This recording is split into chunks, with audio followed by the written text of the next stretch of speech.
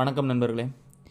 நம்ம இந்த வீடியோவில் என்ன டாபிக் பார்க்க போகிறோம்னா சட்டப்பேரவை பற்றி பார்க்க போகிறோம். நம்ம ஆல்ரெடி பார்த்திங்கன்னா சட்டமன்றம் பற்றி பார்த்தோம். அதிலே சொல்லியிருந்திருப்போம், ஒரு மாநிலம்னா சட்டப்பேரவை சட்ட மேலவை அப்படின்னு சொல்லிட்டு 2 அமைப்புகள் இருக்கும் அப்படின்னு சொல்லிட்டு பார்த்துருக்கோம்.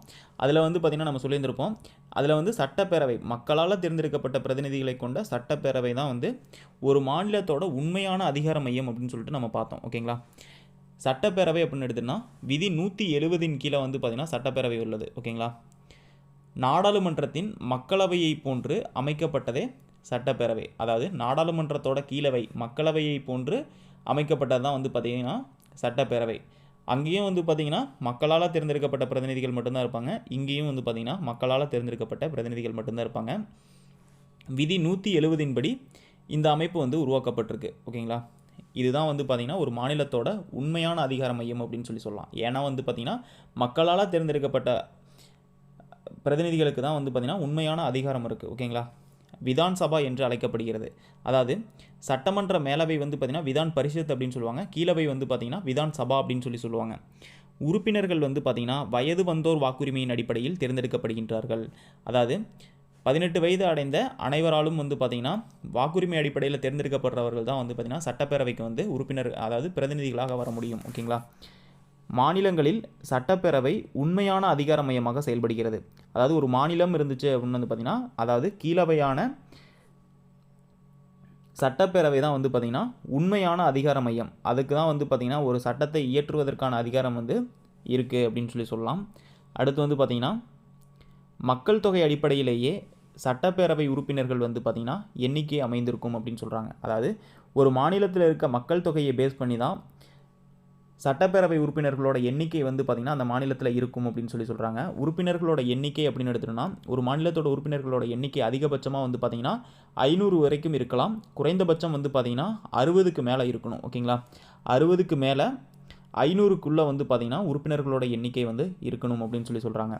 இதற்கான விதிவிலக்கு அப்படின்னு எடுத்துட்டோம்னா குறைந்தபட்ச எண்ணிக்கை பாராளுமன்றம் நிர்ணயிக்கிறது அப்படின்றாங்க. அதாவது இந்த குறைந்தபட்ச எண்ணிக்கை அப்படிங்கிறது பார்த்திங்கன்னா யார் நிர்ணயிக்கிறாங்கன்னா பாராளுமன்றம் தான் நிர்ணயிக்குது. ஓகேங்களா? அடுத்து அரசியலமைப்பு சட்டத்திருத்தத்தின் மூலமாக ஒரு சட்டசபையின் குறைந்தபட்ச பலத்தை பாராளுமன்றம் நிர்ணயிக்கிறது.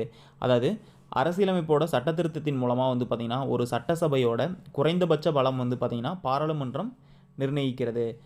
மாநில சட்டப்பேரவையில் ஒரு ஆங்கிலோ இந்தியரை ஆளுநர் நியமிக்கலாம். அதாவது மாநில சட்டப்பேரவையில் பார்த்திங்கன்னா விதி 333 கீழே ஒரு ஆங்கிலோ இந்தியர் பார்த்திங்கன்னா இருப்பார். அவர் பார்த்திங்கன்னா யாரால் நியமிக்கப்படுறாங்க அப்படின்னு பார்த்திங்கன்னா மாநில ஆளுநர் நியமிப்பார். ஓகேங்களா? அடுத்து அவையில் தாழ்த்தப்பட்ட வகுப்பினர் மற்றும் பழங்குடியினருக்காக இடங்கள் மாநிலத்தின் மக்கள் தொகை அடிப்படையில் ஒதுக்கப்படுகின்றன. அதாவது தாழ்த்தப்பட்ட வகுப்பினர் அதுக்கப்புறம் பழங்குடியினருக்கு பார்த்திங்கன்னா இந்த சட்டமன்ற பேரவையில் பார்த்திங்கன்னா இடங்கள் ஒதுக்கீடு செய்யப்படுகிறது அந்த மாநிலத்தில் இருக்க மக்கள் தொகை அடிப்படையில். அதாவது தாழ்த்தப்பட்ட வகுப்பினர் மற்றும் பழங்குடியினரோட மக்கள் தொகை அடிப்படையில் பார்த்திங்கன்னா அவங்களுக்கு இடஒதுக்கீடு கொடுக்குறாங்க. சட்டமன்றத்தின் பதவிக்காலம் அப்படின்னு எடுத்தோம்னா பதவிக்காலம் பார்த்திங்கன்னா விதி 172 படி பார்த்திங்கன்னா அவங்களோட பதவிக்காலம் எடுத்துட்டோம் அப்படின்னா 5 ஆண்டுகள். அதாவது மக்களால் தேர்ந்தெடுக்கப்படுற உறுப்பினர்கள் அனைவருக்குமே பார்த்திங்கன்னா 5 ஆண்டுகள் தான். ஓகேங்களா? விதி 356 படி குடியரசுத் தலைவரால் மாநில நெருக்கடி நிலை பிரகடனப்படுத்தப்படும் போது எந்த நேரமும் ஆளுநரால் சட்டசபை கலைக்கப்படலாம். அதாவது விதி 356 கீழே பார்த்திங்கன்னா குடியரசுத் தலைவர் ஒரு மாநிலத்து மேலே எமர்ஜென்சி பீரியட் அறிவித்தார் அப்படின்னு பார்த்திங்கன்னா எந்த நேரம் வேணுமானாலும் ஆளுநரால் சட்டசபையை கலைக்கிறதுக்கான அதிகாரம் உண்டு ஆளுநருக்கு. ஓகேங்களா? விதி 352 தேசிய நெருக்கடி நிலை அமலில் இருக்கப்போ சட்டசபையோட பதவிக்காலத்தை பார்த்திங்கன்னா 1 ஆண்டுகள் வரைக்கும் நீட்டிக்கப்படலாம் அப்படின்னு சொல்கிறாங்க. அதாவது 356 பார்த்திங்கன்னா ஒரு மாநிலத்து மேலே 356 போட்டாங்க அப்படின்னு பார்த்திங்கன்னா அதாவது மாநில நெருக்கடி நிலை பிரகடனப்படுத்தப்பட்டுச்சு அப்படின்னு பார்த்திங்கன்னா எந்த நேரம் வேண்டுமானாலும் ஆளுநர் சட்டசபையை கலைச்சுவார். இதே பார்த்திங்கன்னா நாட்டில் தேசிய நெருக்கடி நிலை அமலில் இருந்துச்சுன்னா விதி 352 பார்த்திங்கன்னா அமலில் இருந்துச்சு அப்படின்னு பார்த்திங்கன்னா சட்டசபையோட பதவிக்காலத்தை பார்த்திங்கன்னா 1 ஆண்டு வரைக்கும் நீட்டிச்சுக்கலாம்.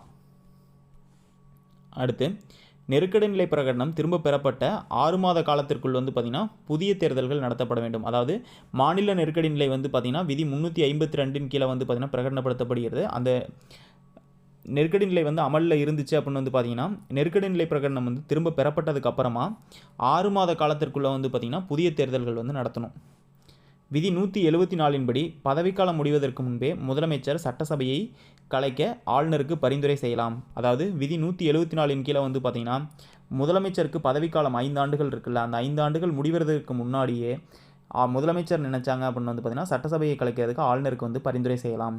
உறுப்பினரோட தகுதிகள் அப்படின்னு எடுத்தோன்னா அது வந்து விதி 173 சட்ட விதி 173 கீழே வந்து பார்த்திங்கன்னா சட்டமன்ற உறுப்பினர்களுக்கான தகுதிகள் இருக்குது. ஓகேங்களா, தகுதிகள் என்னென்ன அப்படின்னு வந்து பார்த்தீங்கன்னா இந்திய குடிமகனாக இருக்கணும். பேசிக்காக வந்து பார்த்திங்கன்னா சட்டமன்ற உறுப்பினர் ஆகணும்னா இந்திய குடிமகனாக இருக்கணும். சட்டமன்ற உறுப்பினர் ஆவதற்கான குறைந்தபட்ச வயது என்ன அப்படின்னு வந்து பார்த்திங்கன்னா 25. இதே சட்ட மேலவை அப்படின்னு எடுத்தோம்னா 30 வயசாக இருக்கும். அதே ஆளுநர், குடியரசுத் தலைவர், துணை குடியரசுத் தலைவர் 3 பேருக்கும் வந்து பார்த்திங்கன்னா 35. ஓகேங்களா, வயது வரம்பு. அதுக்கு மேலே இருந்தால் தான் வந்து பார்த்திங்கன்னா அந்த பதவிக்கு வந்து தேர்ந்தெடுக்கப்படுவார். ஓகேங்களா, சட்டமன்ற மேலவை ஆவதற்கான மேலவை உறுப்பினர் ஆவதற்கான குறைந்தபட்ச வயது வந்து பார்த்திங்கன்னா 30 வயது. பாராளுமன்றத்தால் உருவாக்கப்படும் தகுதிகள், அதாவது சட்டமன்ற உறுப்பினருக்கு வந்து பார்த்திங்கன்னா பாராளுமன்றத்தால் என்னென்ன தகுதிகள் வேண்டும் அப்படின்னு சொல்லிட்டு அவங்க வந்து வரையறுக்கிறாங்களோ அந்த தகுதிகள் வந்து அவங்களுக்கு இருந்தால் தான் வந்து தேர்ந்தெடுக்கப்படுவாங்க. அதுக்கப்புறம் வந்து பார்த்திங்கன்னா குற்ற வழக்கில் வந்து தண்டனை பெற்றிருக்க கூடாது. அதாவது எந்த ஒரு கிரிமினல் கேஸ்லேயும் வந்து பார்த்திங்கன்னா தண்டனை பெற்றிருக்கக்கூடாது. மக்கள் பிரதிநிதித்துவ சட்டம் 1951 படி மாநிலத்தின் ஏதாவது ஒரு தொகுதியில் வாக்காளராக இருக்க வேண்டும். அதாவது சட்டமன்ற உறுப்பினர்னால் வந்து பார்த்திங்கன்னா மக்கள் பிரதிநிதித்துவ சட்டம் 1951 அதன்படி வந்து பார்த்திங்கன்னா மாநிலத்தோட ஏதாவது ஒரு தொகுதியில் வந்து உறுப்பினராக இருக்க வேண்டும். அப்போ தான் வந்து பார்த்திங்கன்னா சட்டமன்ற உறுப்பினராக வந்து இருக்க முடியும். ஓகேங்களா, அடுத்து தகுதியின்மைகள்.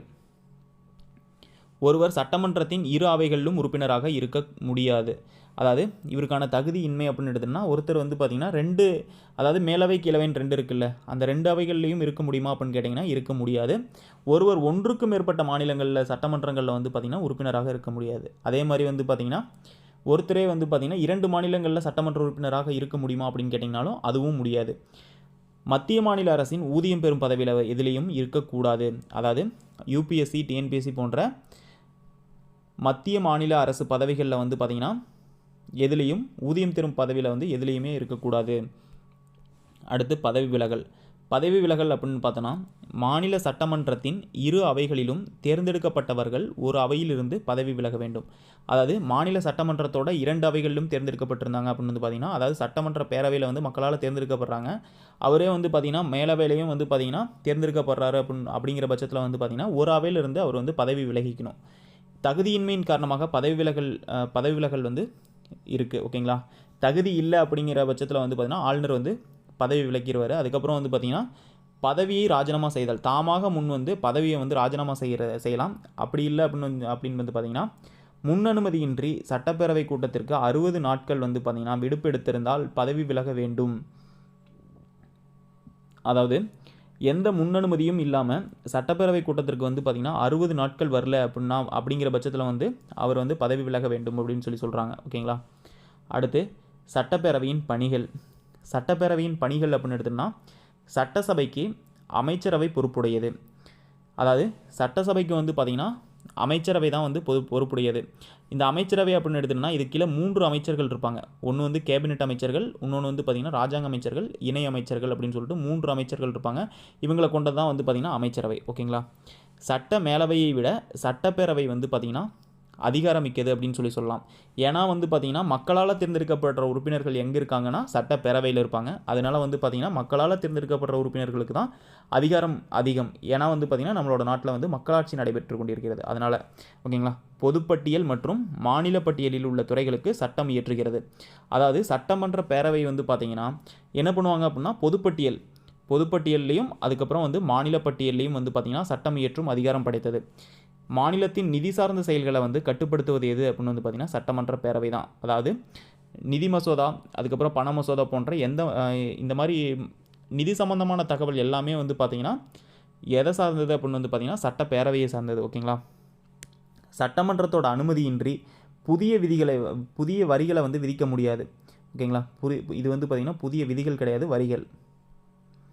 புதிய வரி எதுவுமே வந்து பார்த்திங்கன்னா சட்டமன்றத்தோட அனுமதியின்றி விதிக்க முடியாது. அதே மாதிரி வந்து பார்த்திங்கன்னா பண மசோதா சட்டமன்றத்தின் கீழவையில் மட்டும்தான் அறிமுகப்படுத்தப்படுகிறது. பண மசோதா வந்து பார்த்திங்கன்னா சட்டமன்றத்தோட கீழவையில் மட்டும்தான் அறிமுகப்படுத்த முடியும். சட்டமன்ற அவையின் நடவடிக்கைகளுக்கு வந்து பார்த்திங்கன்னா அமைச்சர்கள் பொறுப்பாவார்கள். அதாவது சட்டமன்றத்தோட நடவடிக்கைகளுக்கு வந்து யார் பொறுப்பாவாங்க அப்படின்னு வந்து பார்த்திங்கன்னா சட்டமன்றத்தில் இருக்க அமைச்சர்கள் தான். அமைச்சர்கள் சட்டமன்ற உறுப்பினர்களால் கேட்கப்படும் கேள்விகளுக்கு பதிலளிக்க வேண்டும். அதாவது கேபினெட் அமைச்சர்கள், ராஜாங்க அமைச்சர்கள், இணையமைச்சர்கள் அப்படின்னு சொல்லிட்டு 3 வகையான அமைச்சர்கள் இருக்காங்களா, அவங்க வந்து பார்த்திங்கன்னா சட்டமன்ற உறுப்பினர்கள் வந்து என்னென்ன கேள்வியெல்லாம் கேட்குறாங்களோ அதுக்கெல்லாம் வந்து பார்த்திங்கன்னா அவங்க பதில் சொல்லியே ஆக வேண்டும். நம்பிக்கையில்லா தீர்மானம் சட்டப்பேரவையில் நிறைவேற்றப்பட்டால் அமைச்சரவை கலைக்கப்படும். அதாவது நம்பிக்கையில்லா தீர்மானம் வந்து பார்த்திங்கன்னா முதலமைச்சர் மேலே சட்டமன்றத்தில் வந்து பார்த்திங்கன்னா சட்டப்பேரவையில் வந்து நிறைவேற்றப்பட்டுச்சு அப்படின்னு வந்து பார்த்திங்கன்னா அமைச்சரவையே கலைக்கப்பட வேண்டும். ஓகேங்களா. மாநில சட்டமன்றத்தில் கூட்டம் நடைபெறாது. அதாவது மத்திய சட்டமன்றத்தில் வந்து பார்த்திங்கன்னா அதாவது நாடாளுமன்றத்தோட கீழவையில் வந்து பார்த்திங்கன்னா மக்களவையில் வந்து கூட்டம் வந்து நடைபெறும். ஆனால் வந்து பார்த்திங்கன்னா மாநிலத்தில் வந்து எந்த கூட்டமும் நடைபெறாது. பாராளுமன்றத்தால் நிறைவேற்றப்பட்ட அரசியலமைப்பு திருத்த மசோதா ஒப்புதலுக்காக வந்தால் அதற்கு ஒப்புதல் அளித்தல் அல்லது மறுத்தல் போன்ற பணிகளை வந்து பார்த்திங்கன்னா இந்த சட்டப்பேரவை தான் செய்யுது. ஓகேங்களா. அதாவது பாராளுமன்றத்தால் நிறைவேற்றப்பட்ட அரசியலமைப்பு திருத்த மசோதா வந்து பார்த்திங்கன்னா ஒப்புதலுக்காக மாநிலங்களுக்கு அனுப்பி வைக்கிறாங்க அப்படின்னு வந்து பார்த்திங்கன்னா அதுக்கு வந்து சட்டப்பேரவை தான் வந்து ஒப்புதல் அளிக்கும் அல்லது நிராகரிக்கும். ஓகேங்களா. சபாநாயகர் மற்றும் துணை சபாநாயகரை தேர்ந்தெடுத்தல். இதில் வந்து பார்த்திங்கன்னா சபாநாயகர் மற்றும் துணை சபாநாயகரை வந்து பார்த்திங்கன்னா தேர்ந்தெடுக்கிறோம். தேர்தலில் வந்து யார் பங்களிப்பு செய்வாங்க அப்படின்னு வந்து பார்த்திங்கன்னா கீழவை மட்டும்தான் பங்களிப்பு செய்யும். ஓகேங்களா. அடுத்து இந்திய ஜனாதிபதி தேர்தலில் வந்து பங்கேற்கிறது. அதாவது குடியரசுத் தலைவரோட தேர்தலில் வந்து பார்த்திங்கன்னா சட்டமன்றம் பங்கேற்கிறது. தமிழ்நாடு சட்டப்பேரவை அமைப்பு அப்படின்னு எடுத்துட்டோம்னா மொத்த உறுப்பினர்களோட எண்ணிக்கை வந்து 235. அதாவது 234 + 1 அப்படின்னு சொல்லிட்டு இருக்கும். ஓகேங்களா. 234 பேர் வந்து பார்த்திங்கன்னா மக்களால் தேர்ந்தெடுக்கப்படுறவங்க. அதுக்கப்புறம் ஒருத்தர் வந்து பார்த்திங்கன்னா விதி 333 படி ஆங்கிலோ இந்தியர் வந்து பார்த்திங்கன்னா ஆளுநரால் நியமனம் செய்யப்படுவார். ஓகேங்களா. டோட்டலாக வந்து 235 பேர். மக்களால் தேர்ந்தெடுக்கப்படுறவர்கள் வந்து பார்த்திங்கன்னா 234 பேர் பார்த்தோம்ல. அதுக்கப்புறம் வந்து பார்த்திங்கன்னா நியமன உறுப்பினர் வந்து ஒருத்தர் ஆங்கிலோ இந்தியர். அதுக்கப்புறம் வந்து பார்த்திங்கன்னா பொது தொகுதிகள் 189 பொது தொகுதிகள் இருக்குது. அதுக்கப்புறம் வந்து பார்த்திங்கன்னா 45 தனித்தொகுதிகள் இருக்குது. மொத்தம் வந்து பார்த்திங்கன்னா 234 தொகுதிகள் வந்து இருக்கும். ஓகேங்களா. தமிழ்நாட்டில் வந்து மொத்தம் 234 உறுப்பினர்கள் இருப்பாங்க. 234 தொகுதிகள் இருக்குது. அதில் 189 வந்து பார்த்திங்கன்னா பொது தொகுதிகள், 45 வந்து பார்த்திங்கன்னா தனித்தொகுதிகள் அப்படின்னு சொல்லிட்டு மொத்தம் வந்து பார்த்திங்கன்னா 234 இருக்குது. ஓகேங்களா. Okay friends, thank you.